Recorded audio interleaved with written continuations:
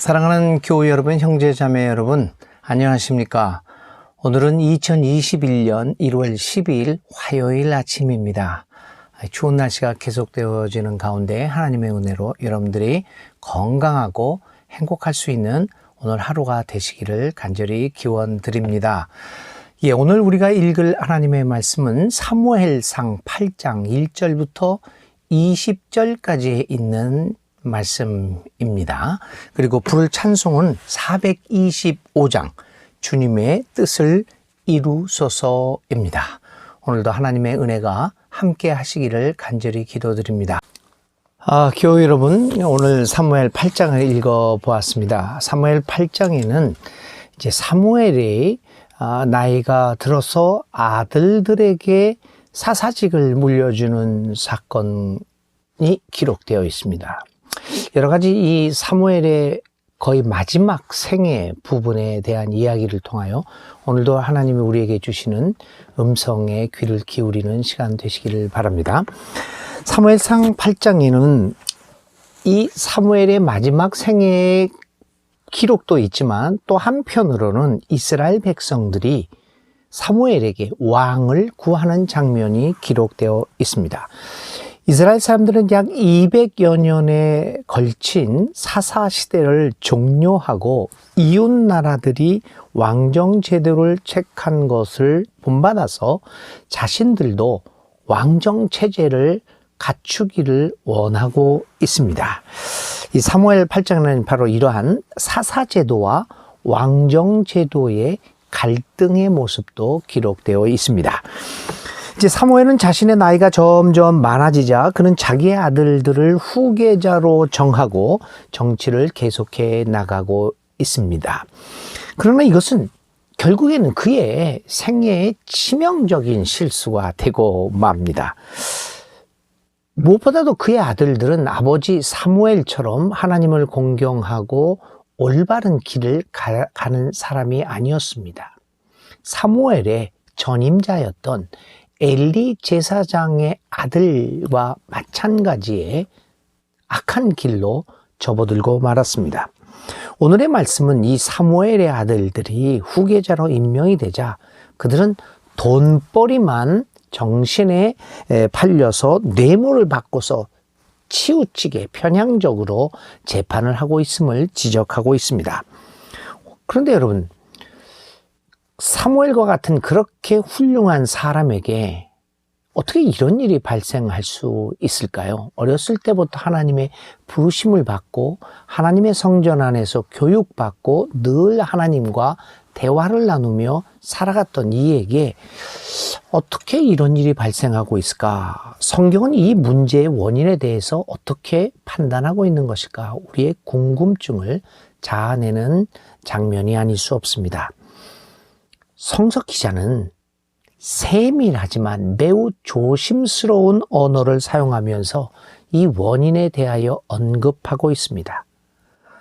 사무엘이 늙었다고 하는 언급과 자기 아들들을 사사로 세워놨다는 이 1절의 짧은 언급에서 우리는 성서 기자의 탁월한 비판을 보게 됩니다. 사무엘이 늙었다라는 표현을 통해서 성서 기자는 사무엘의 판단력이 흐려졌음을 암시하고 있습니다. 사실 성서에서 늙었다라고 하는 표현, 나이가 들었다고 하는 의미는 예를 들면 잠언서 20장 20절에 29절 같은 경우에 젊은이의 자랑은 힘이지만 노인의 영광은 백발이다라고 하면서 나이가 들었다는 의미를 지혜를 가졌다라고 하는 것으로 표현하기도 합니다. 그러나 또 다른 의미로서 늙었다, 나이가 들었다고 하는 것은 능력과 무엇보다도 판단력의 소멸을 의미하기도 했습니다. 아마 성서 기자는 이 사무엘의 늙었다, 나이 들었다 하는 표현, 그것을 판단력의 흐림으로 해석하고 있는 것 같습니다. 그리고 그것은 하나님의 뜻을 무시한 채 사사의 직분을 자신의 아들에게 세습하는 것으로 나타나고 있습니다. 사실은 사사는 세습 직분이 아니었습니다. 사무엘도 세습으로 그 직분을 받은 것이 아니었습니다. 어렸을 때 갑자기 하나님이 그를 부르심으로 사무엘도 사사의 자리로 나아갔던 것 아니겠습니까? 사사는 특별하게 하나님의 부르심을 받아 느닷없이 역사의 전면에 등장하는 사람들이었습니다. 그래서 우리가 사사기를 보면 그 수십 명의 사사들, 열댓 명의 그 사사들의 나타남도 하나님의 부르심에 의한 돌발적인 것이 아니었습니까? 사사직의 세습은 엘리 제사장의 경우처럼 직분의 타락을 가져오는 것입니다. 그것이 역사의 가르침입니다. 그럼에도 불구하고 사무엘은 그것을 아들에게 물려줌으로써 판단력이 흐려졌음을 보여주고 있습니다.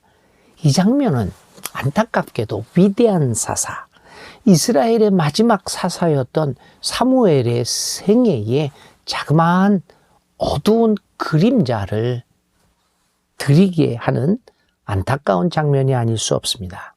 사무엘은 이러한 마지막 생애의 부분에서 이러한 결점을 보입니다. 그럼에도 불구하고 사무엘은 평생 하나님을 중심으로 살았던 사람입니다. 그래서 성서 기자는 사무엘이 늙었다, 판단력이 흐려졌다는 것을 지적하면서도 하나님과 성서는 사무엘을 하나님의 사람으로 평가하고 있습니다.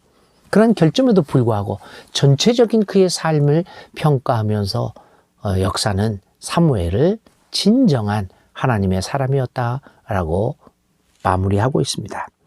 여러분, 오늘 사무엘의 늙음과 나이 먹음이 판단력의 흐림으로 이렇게 보여지는 것처럼 우리도 나이를 먹어가면서 이 나이 먹어가는 것이 고집과 판단력의 소멸이 아니라 노인의 영광은 백발이다라고 하는 말처럼 우리의 삶과 신앙의 경륜이 쌓이고 지혜가 깊어지는 것이 되도록 하나님 앞에서 우리의 삶을 깊이 성찰해 나가는 노력이, 기도가, 영성 훈련이 필요할 것입니다. 오늘 우리는 나이 들어갈 때 어떤 모습의 삶을 살 것인가를 지금부터 생각해 나가야 합니다.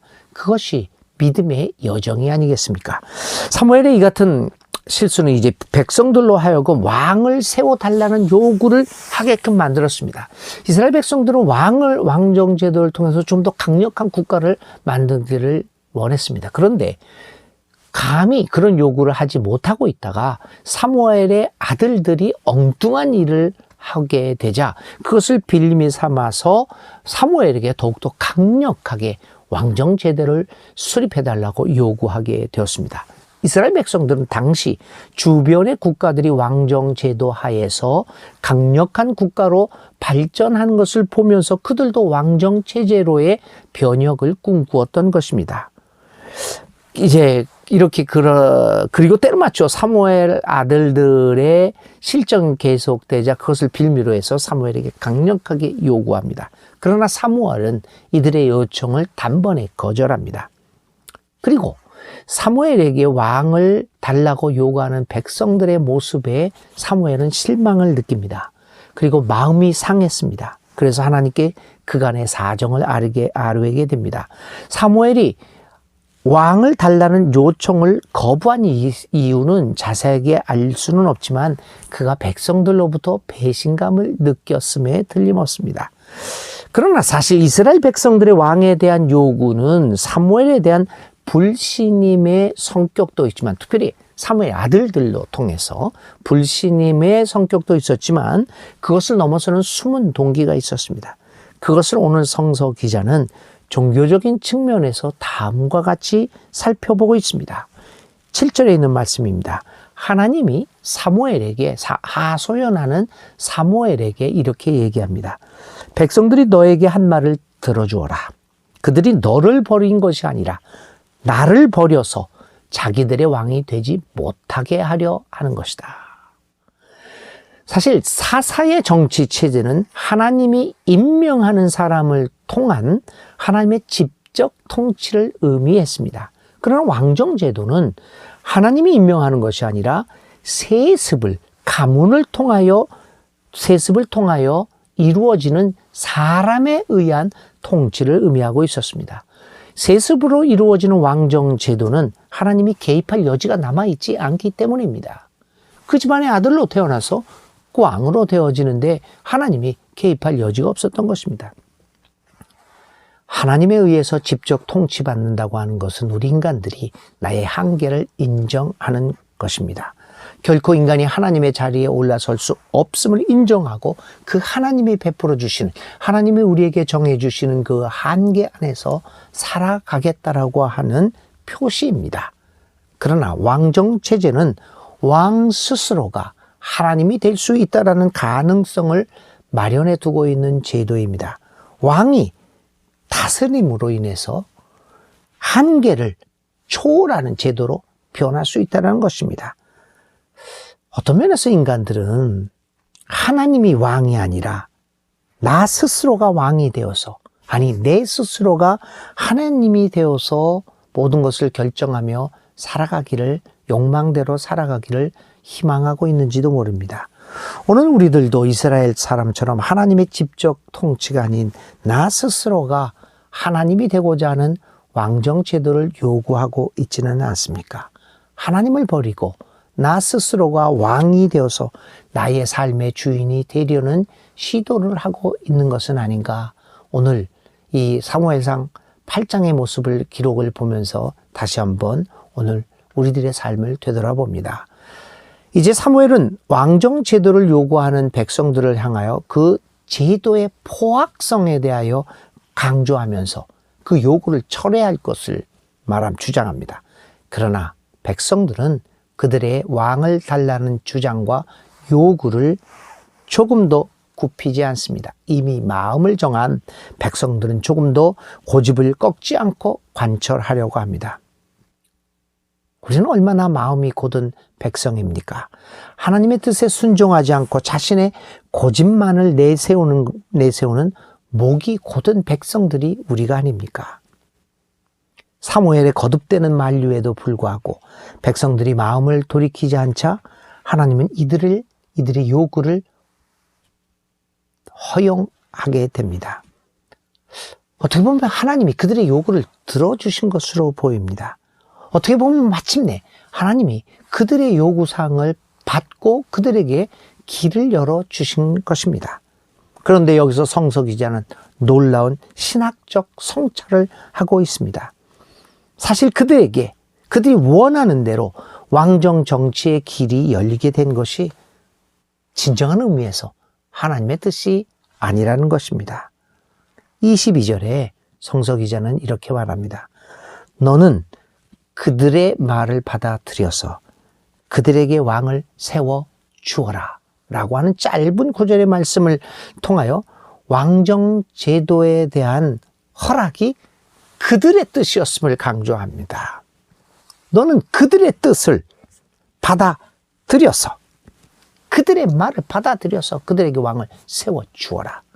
왕정 제도가 내 뜻이 아니라 그들의 뜻이었음을 강조하고 있지 않습니까? 여기서 우리는 놀라운 사실 하나를 발견하게 됩니다. 내 뜻대로 되어지는 것, 내가 바라던 것이 이루어지는 그 형통이 반드시 하나님의 뜻과 일치되는 것만은 아니라는 사실입니다.